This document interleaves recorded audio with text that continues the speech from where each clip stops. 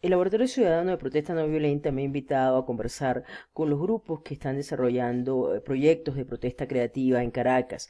He preparado para esto una breve presentación sobre innovación táctica en procesos de resistencia cívica y protesta no violenta. Comenzamos por entender cómo ha sido este ciclo de protesta de 2017.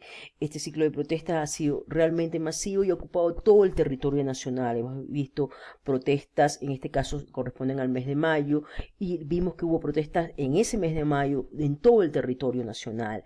Vemos el azul más oscuro son los lugares donde la protesta fue mucho más intensa, pero vemos que en todo el territorio hubo algún tipo de protesta. En general, la protesta en Venezuela durante este ciclo de 2017 ha tendido a ser principalmente, mayoritariamente pacífica. Sin embargo, sí ha habido casos de protesta no violenta, particularmente en el estado de Barinas, donde se dieron fuertes protestas de naturaleza violenta en el transcurso del mes de mayo. Ha habido otros casos, incidentes más o menos aislados de protesta no violencia en el territorio nacional, pero en general la protesta tiende a ser pacífica. En el caso de Caracas hay cosas interesantes que hay que destacar. La protesta se ha dado en toda la ciudad y ha involucrado a todos los sectores sociales, contrariamente al mito de que solo la clase media protesta y los sectores populares no lo hacen. Cuando revisamos los datos nos encontramos que efectivamente la protesta en el ciclo de 2017 ha sido popular. Ya lo había sido parcialmente en el 2014, particularmente en lo que tiene que ver con los campamentos estudiantiles, donde había muchos jóvenes de los sectores populares. Pero en el caso de 2017 ha sido mucho más evidente, mucho más clara la presencia popular en las protestas.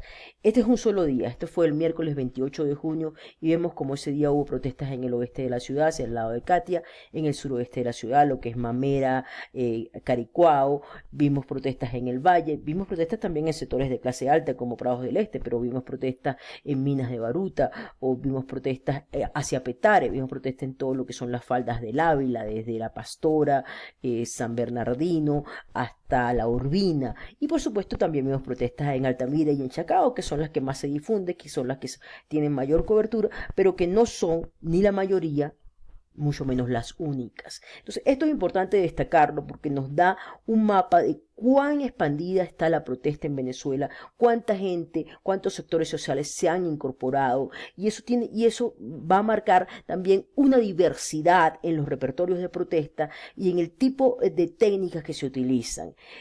Voy a mostrarles un marco, un gráfico que nos explica un poco cómo distintos roles de activistas se dan en movimientos sociales de cambio político, ¿no?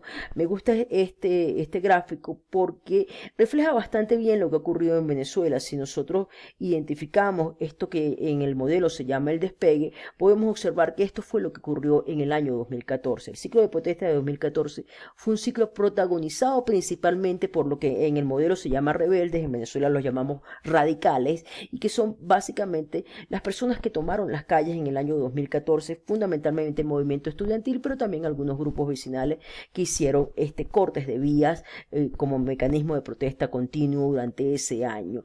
Ese fue el arranque de este proceso que estamos viviendo allí. Hay que reivindicar ese inicio, entender cómo nace la protesta en el 2014 y cómo va modificándose a partir de la fuerte represión que se dio en los meses de mayo, junio.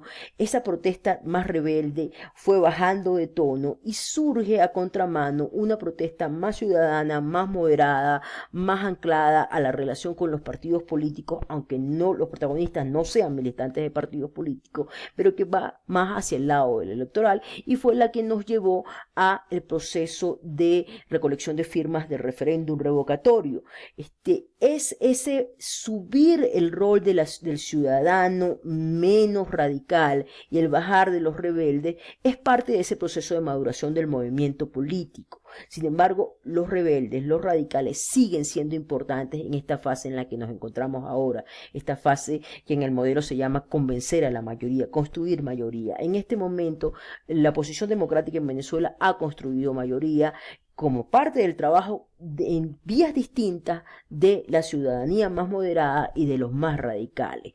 Como puente entre esas dos cosas y para apoyar el crecimiento de esta opción de los llamados moderados, que los reformistas, que son los que van a movilizar lo que es el proceso de negociación, también es necesario que activemos a lo que en el modelo se llaman los agentes de cambio. Los agentes de cambio, en el punto de vista que estamos manejando en este caso, son aquellos que están llamados a hacer el puente entre los distintos actores sociales, entre esos distintos roles, y a ofrecer oportunidades en que la movilización popular, en que el movimiento de protesta, en que el movimiento de cambio político encuentre maneras de estar juntos en las calles, porque las calles son cruciales en este proceso de cambio de régimen, en este proceso que es de naturaleza revolucionaria, porque implica el derrocamiento de un régimen establecido y el paso hacia otro. En este caso, el paso hacia un proceso democrático en lo que para nosotros constituye el éxito, que sería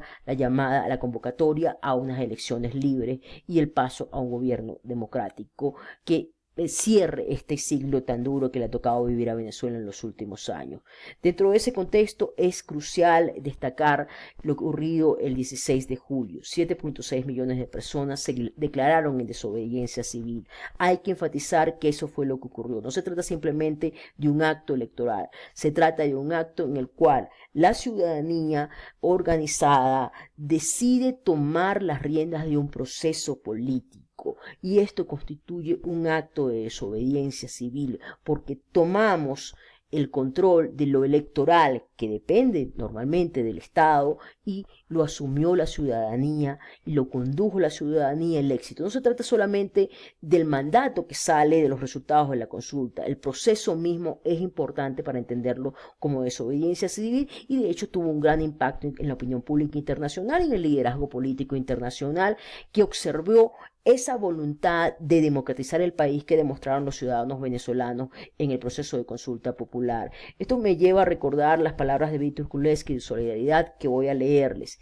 Este movimiento debe crear una situación en la que las autoridades controlarán las tiendas vacías, pero no el mercado, el empleo, pero no el sustento de los trabajadores, los medios oficiales, pero no la circulación de información, las imprentas, pero no los editoriales, el correo y los teléfonos, pero no las comunicaciones, el sistema escolar, pero no la educación. Esto que Solidaridad hizo en Polonia es lo que los venezolanos están haciendo en Venezuela, especialmente en el caso de lo que significó la consulta popular. Dar pasos desde la desobediencia civil al cambio de régimen, al tomar espacios de la vía pública, de la vía política, de la vía social, que normalmente están bajo control del Estado, y asumirlos para el control de la ciudadanía, de la sociedad civil, que está moviéndose hacia la democratización del país. Esto es importante recalcarlo, internalizarlo, porque es lo que nos da el marco de acción en lo que se está moviendo Venezuela en este momento.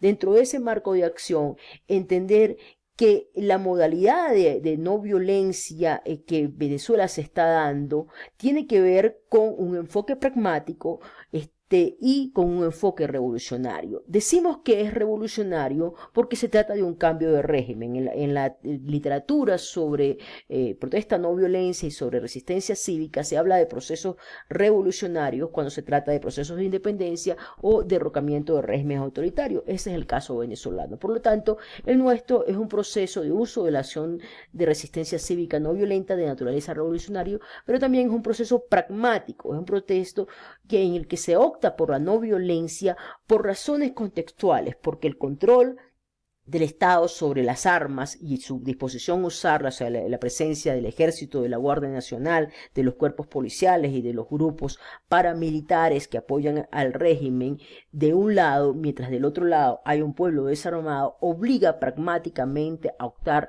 por la resistencia no violenta, porque no existe posibilidad de un enfrentamiento entre dos grupos armados. No hay dos grupos armados. Por lo tanto, pragmáticamente se debe optar por la resistencia no violenta.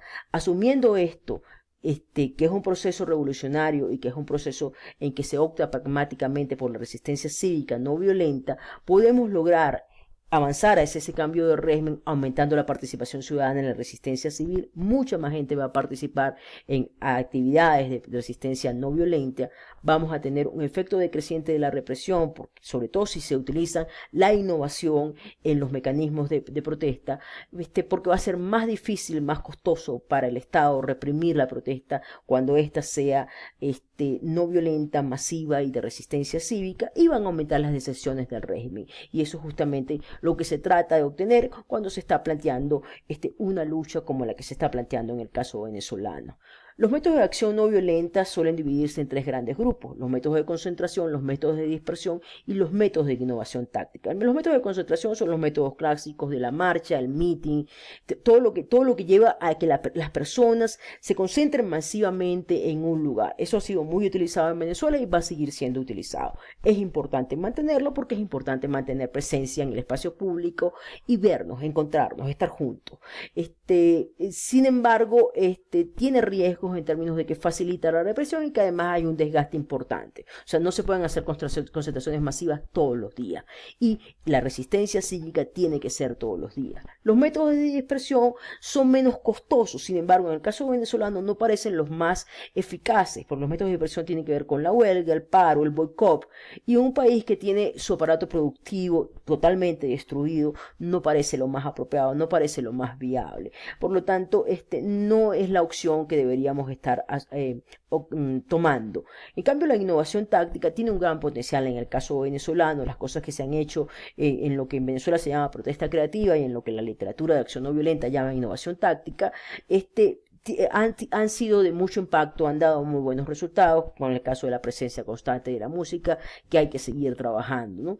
Dentro de esta visión, los pasos que nos llevan en ese proceso de innovación táctica, de planificación de la innovación táctica, ejecución de la innovación táctica en resistencia cívica no violenta, pasan por la ocupación del espacio público, crear espacios de deliberación, espacios donde los ciudadanos discutan un proyecto de país y discutan cómo van a llevar esa lucha, esa transición democrática. Hay una convergencia de ideas de qué somos, qué queremos hacer, cuál es el proyecto, cómo vamos a enfrentar lo que está ocurriendo en Venezuela, cómo vamos a ir hacia el cambio de régimen, y exploremos maneras de comunicación política autónoma que lleven a este movimiento no solo a comunicarse dentro del país, que sigue siendo una cosa muy importante, sino también a comunicarse fuera del país, o sea, hacer llegar las ideas de lo que significa este movimiento de democratización en Venezuela, cuáles son sus objetivos y cómo se está haciendo.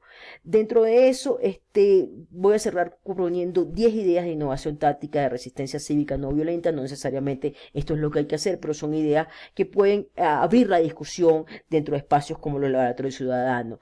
Hay ideas que tienen que ver con ocupación y deliberación, y hay otras ideas que tienen que ver con convergencia y comunicación. Ideas de ocupación como tomar territorios abandonados, espacios públicos que no están siendo utilizados, elaborar discursos de resistencia, hacer juicios públicos a los jerarcas del régimen, hacer teatro guerrilla, hacer festivales de canto protesta. No puedo dejar de enfatizar la importancia que la música ha tenido en el ciclo de protestas de 2017, y es importante que ese rasgo característico de este ciclo se siga reforzando, porque le da una emoción, le da una armonía al movimiento que es importante seguir alimentando. En lo que respecta a convergencia y comunicación, ideas que pueden ser exitosas son peregrinaciones cívicas, y a lugares que son importantes en la historia cívica, en la historia política civil de Venezuela, reivindicar esos espacios, reivindicar esas historias, esos personajes, entregar objetos simbólicos en entes públicos, tanto objetos que signifiquen la reprobación de actos negativos del régimen, como objetos que reivindiquen los actos positivos de los grupos que hacen oposición, sean los partidos políticos, sean las instituciones como la Asamblea Nacional, o sean grupos ciudadanos. Pintura de murales, que es una actividad bastante tradicional dentro de lo que es el repertorio de protesta, pero que también puede servir como herramienta de comunicación. Lo que son las protestas instantáneas en espacios comerciales, que es algo que puede tener mucho impacto, porque además si se graban pueden ser reproducidas y pueden ser contagiosas. Y el establecimiento de repositorios digitales de gestos de protesta. Cuando hablo de gestos de protesta hablo de elementos gráficos, hablo de discursos, hablo de modalidades de acción que se pueden ejecutar en un lugar y si se comparten en repositorios digitales pueden ser reproducidas en otro lugar. Esas son solo algunas ideas que presento para que el laboratorio las vea, las discute, las relabore, entendiendo ese proceso de planificación de la innovación táctica desde una estrategia que se enmarca en toda esta idea en que el objetivo son las elecciones libres y la democratización del país. Hacia allá vamos y estas son herramientas importantes que es necesario considerar, que es necesario tener en cuenta.